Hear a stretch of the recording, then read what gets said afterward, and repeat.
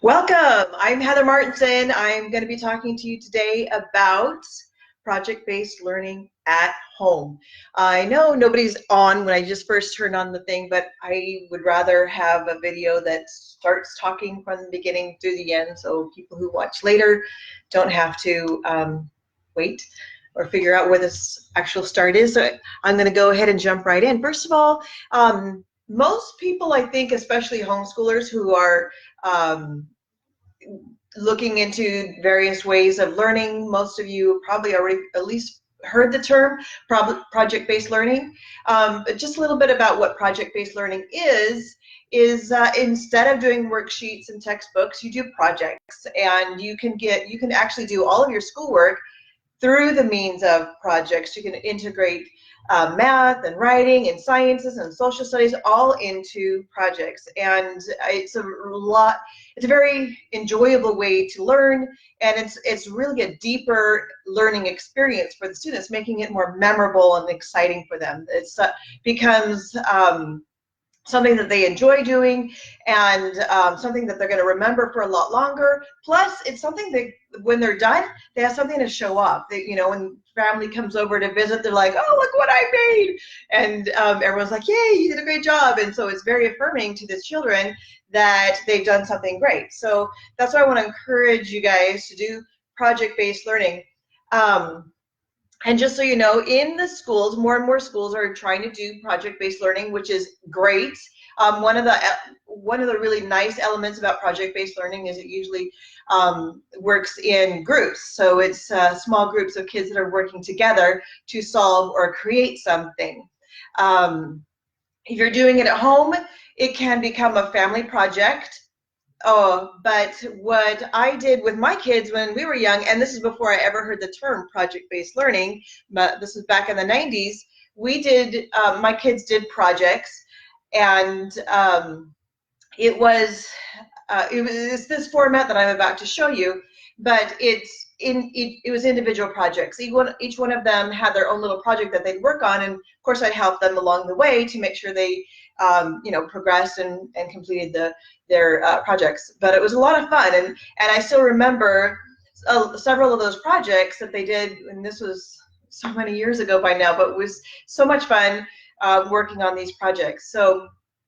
Um, so I'm going to explain to you the process that but in the public schools, a lot of times what they do, unfortunately, they have a set outcome for the project. Like they say, in order to have this project count for this work, it has to look like this at the end.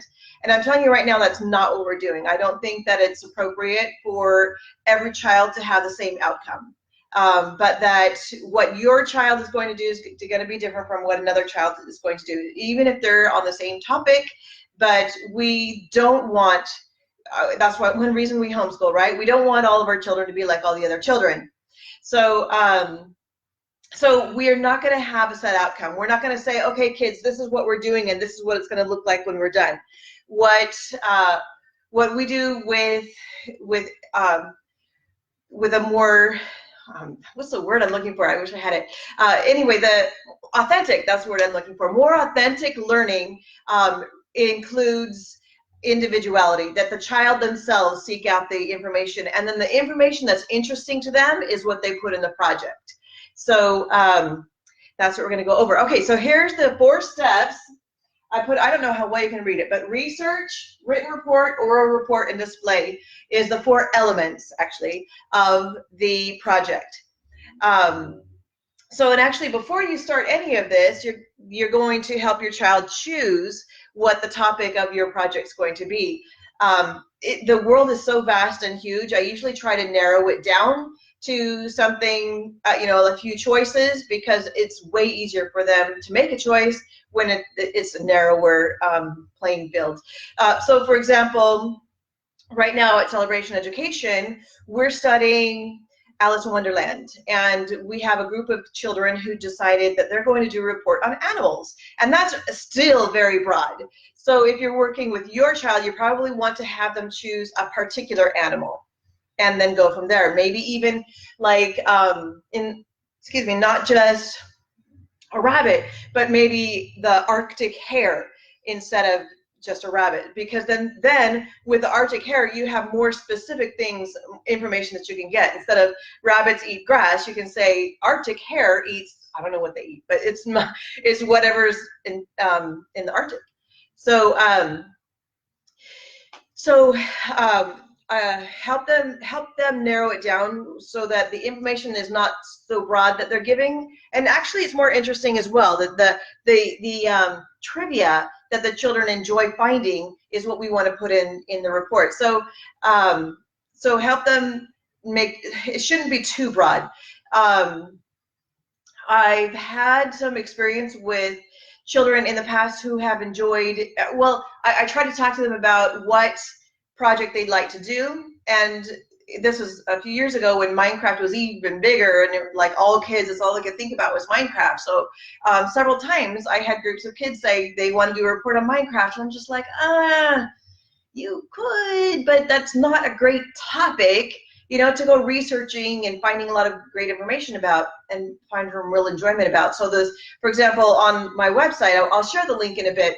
At the end, I'll go back and put the link in. But one of our groups, they wanted to do, all the kids voted on the theme, the topic being Minecraft. The number 2 thing that came in was Einstein.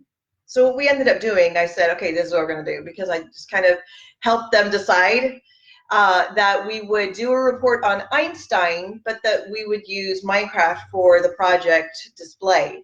And so they built their visuals in Minecraft, and that was a happy medium for everyone. And they got some great little, got some great research in about Einstein.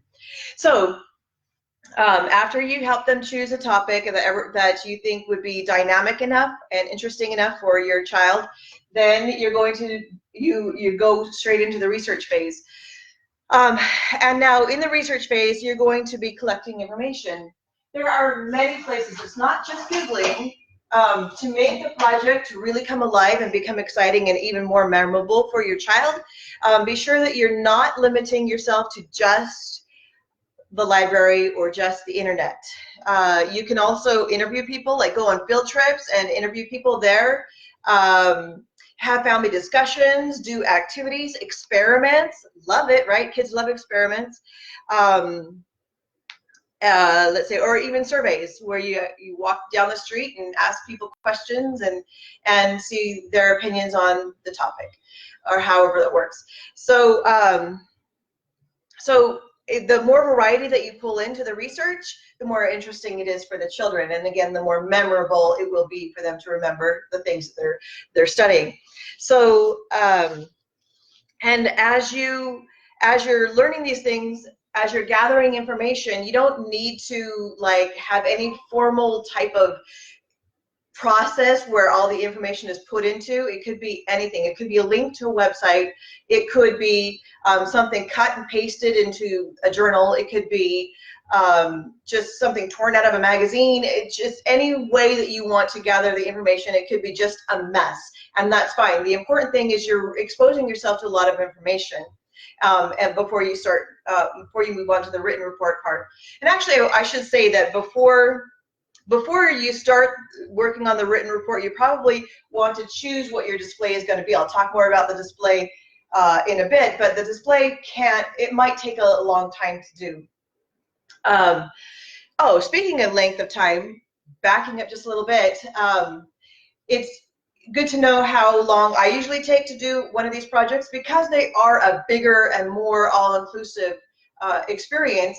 When I first started doing these with my kids, I did a month, and it just seemed to go by too fast. And I like this month is this month is that kind of thing, but it wasn't enough time to fully enjoy it. So we tried doing 2 months at a time, but then by the time the end of the second month came, we were bored with that project. And I found that 6 weeks was a sweet spot. So these projects, I actually sometimes just call them 6-week projects.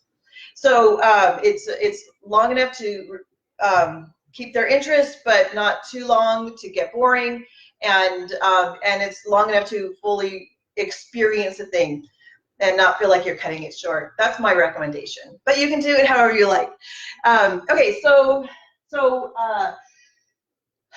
after you've collected a bunch of information, you're going to start working on the written report.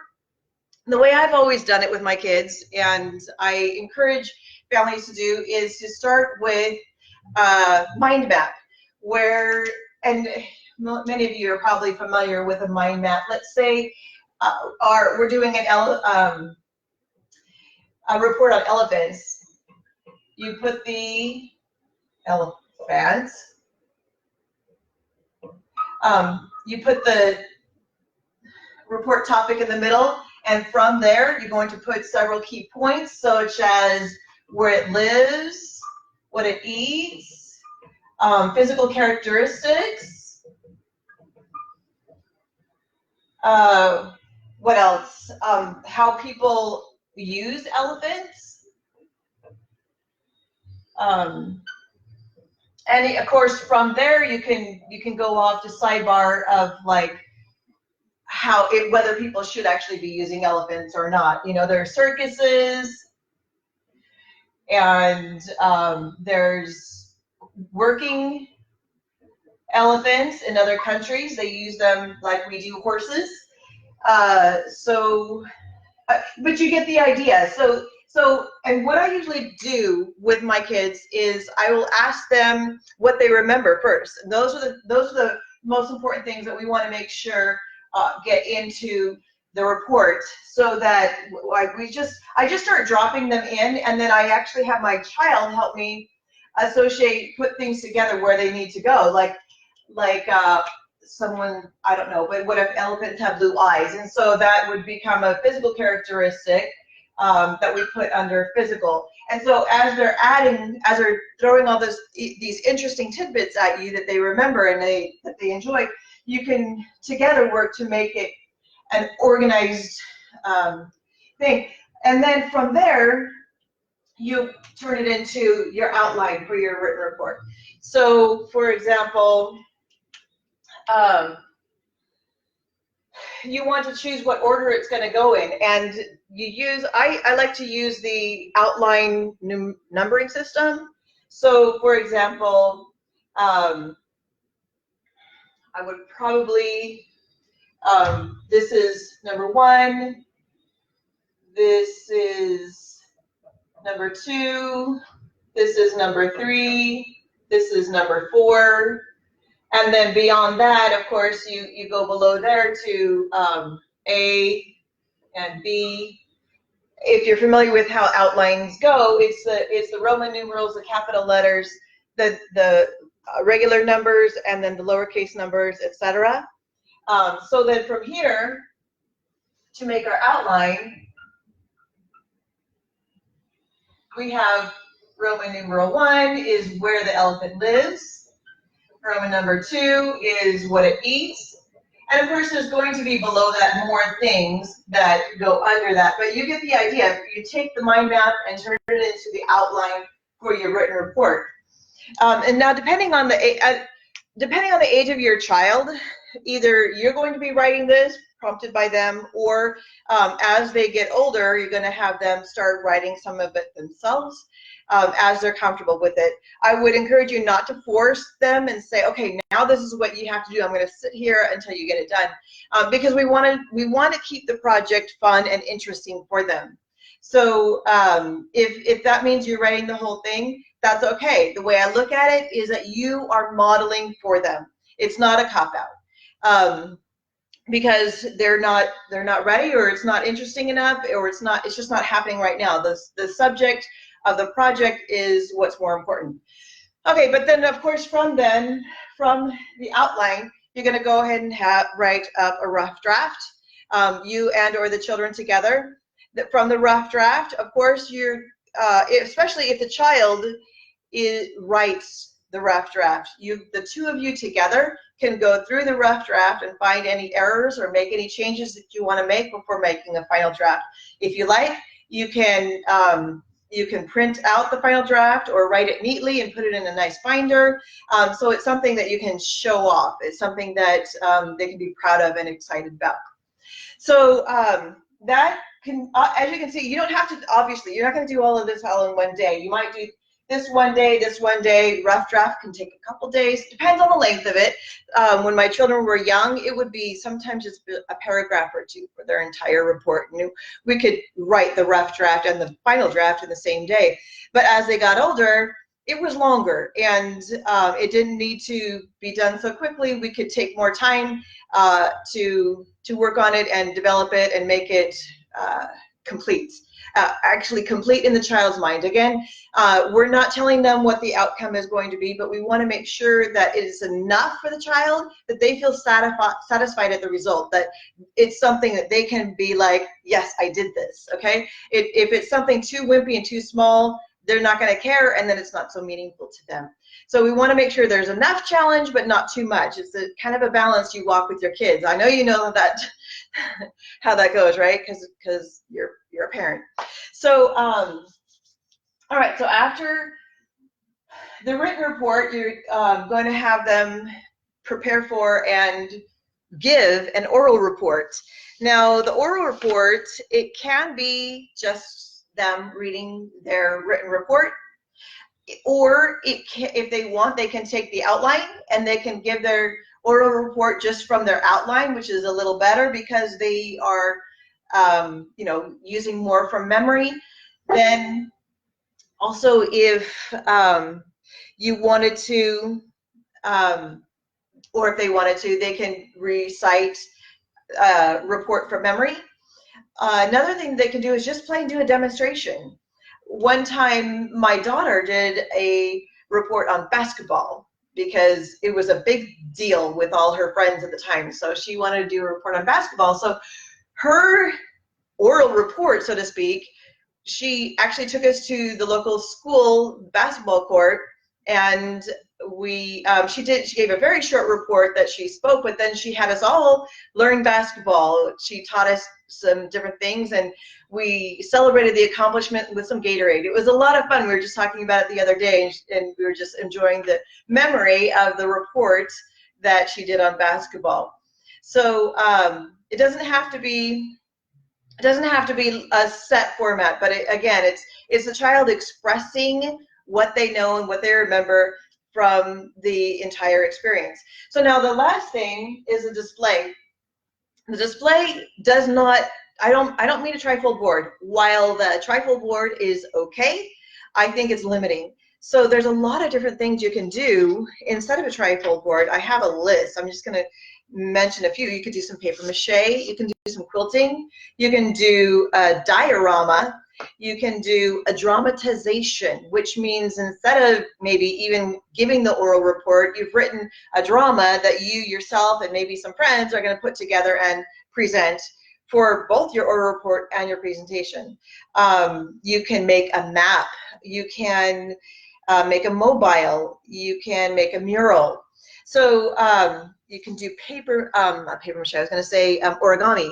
There's a lot of different ways that a child can show the things that they've been learning about. It doesn't have to be necessarily the content of the reports, the written and oral reports, but it can be something that complements it, that illustrates it, so to speak, so that it becomes something that they enjoy. It could be a Lego display, or as I told you before, it could be a Minecraft, some things that were built in Minecraft. What we ended up doing was printing some screenshots so that they can show those screenshots along with their oral report. So there's a lot of different ways the child can present some of the things that they've been learning about and experiencing. So that's pretty much it. Does anybody have any questions? Again, I just want to reiterate that, again, no set outcome. You're not going to tell your child, this is what you're going to create now. You're going to help prompt your child to choose what they're going to make. All right, and oh, I see a question popped up. Do you use incentives, grades, goodies, etc., or do you find that your kids are excited to do these projects just because they choose a subject? The second is the truth. I've never needed to use incentives for my children. Just like the experience with the basketball, where we went to the school, we made a special excursion for it, we got a special treat with it, it was the whole family together. That was the motivation. That was the fun thing. And you know, the children she got to choose what she wanted to do for her report. She got to choose how it's implemented and how it's presented. And it became a memorable experience for the whole family. So no, I haven't had a need for any exterior motivations from them, as I know the interior motivations are always the best motivations. But yeah, the children, they just enjoy doing it. So I remember when they were young, we did a report on elephants. My son did a report on electricity. What other things do we do over the years? I don't know, it could be anything. Anyone else have any more questions?